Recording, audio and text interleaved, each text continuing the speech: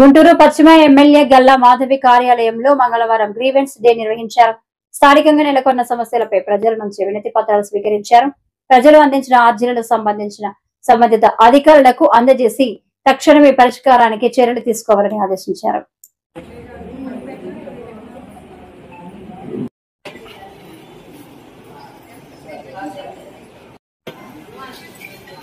సమస్యల్ని అప్పటికప్పుడే maximum fast track లాగా పూర్తి చేసే విధంగా పరిష్కరించే ప్రయత్నం చేయాలి అన్న ఒక సత్సంకల్పంతో మేమందరం కూడా ఉన్నాం.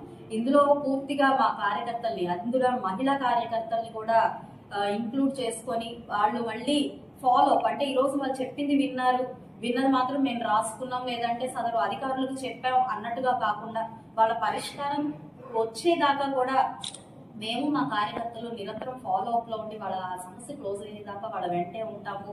లేదు అది తీరే సమస్య కాదు అన్నప్పుడు మాత్రమే దాన్ని వదిలేసి తీరేదాకా కూడా ఆ సమస్య వెంటనే మేము ఉండి ఫాలో అప్ చేసుకొని వాళ్ళకి అది క్లోజ్ చేసే ప్రయత్నం చేస్తాము. ఒక మహిళా ఎమ్మెల్యేగా నేను ఈ నియోజకవర్గంలో ఉంటున్నప్పుడు మహిళా ఎంపవర్మెంట్ కోసం నేను నిరంతరం ప్రయత్నిస్తున్నప్పుడు ఇది ఒక చిన్న స్టెప్ గా నేను భావిస్తూ ఈ రోజు ఈ యొక్క కార్యక్రమానికి శ్రీకారం చుట్టడం జరిగింది.